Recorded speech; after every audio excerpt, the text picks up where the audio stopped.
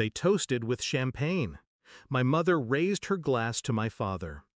"To family," she grinned, eyes glinting with triumph. "And to your wedding gift," Dad added, clapping me on the back. They were laughing when they said it. "Thanks for the lake house," like it was a joke we'd all agreed on. I smiled, quiet, steady, and said, "You might want to check your mail." The silence that followed, that was the sound I'd waited for. I was 19 when I bought the lake house, scholarship, 2 jobs, no weekends off, while my sister, Rachel, partied through college on their dime. They called me the responsible one, which apparently meant the one we can drain dry without asking.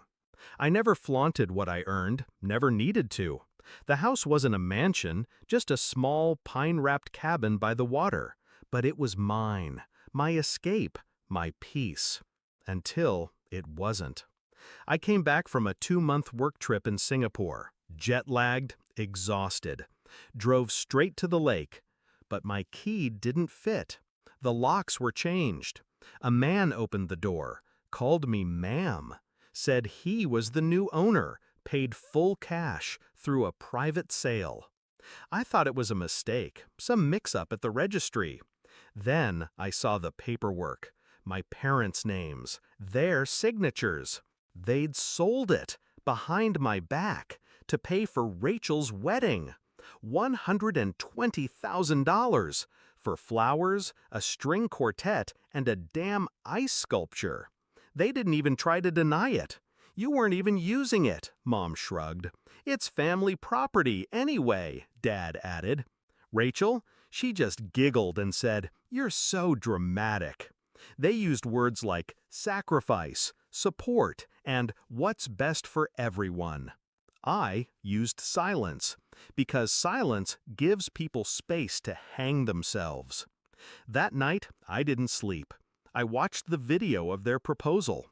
The champagne on the dock, the backdrop, my house, my lake, and that's when the switch flipped. I didn't scream, I didn't threaten, I planned. First move, I went back to the title. They couldn't legally sell what didn't belong to them. See, I'd put the lake house in a land trust years ago. My name wasn't on the front, but the trust's beneficiary, that was me. The sale was invalid, so I got my lawyer involved. Quietly, strategically. We filed a motion, froze the title.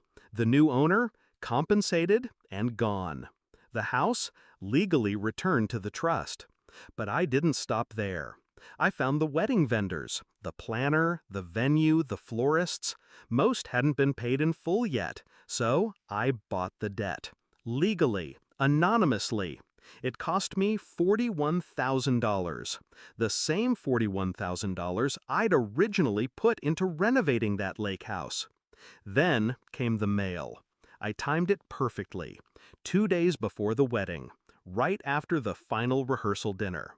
They opened the envelopes together. 4 lawsuits, 1 foreclosure notice on their house, and a cease and desist from the trust, barring them from ever stepping foot on the lake property again.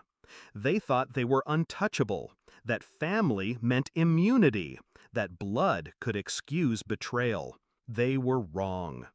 Rachel called me first. "You're ruining everything," she screamed. I told her calmly, "I didn't ruin your wedding, your entitlement did."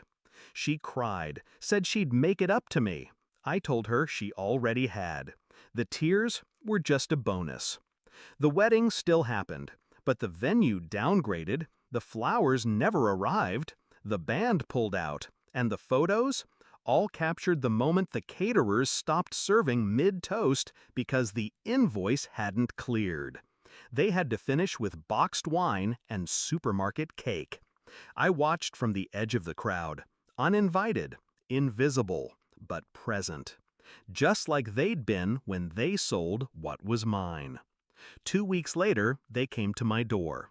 My father looked 20 years older. My mother, deflated. Rachel didn't even come. "We made a mistake," Mom whispered. I didn't say a word, just handed them a printed statement, their signatures, the forged authorization, the perjury charges pending.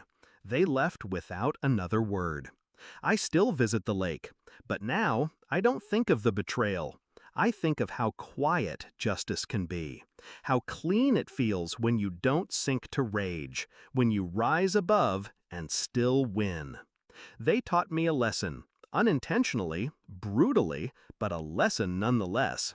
Blood doesn't mean loyalty, and silence doesn't mean weakness. It just means I was waiting, watching, choosing my moment. Because revenge doesn't always come with fire. Sometimes it comes in the mail.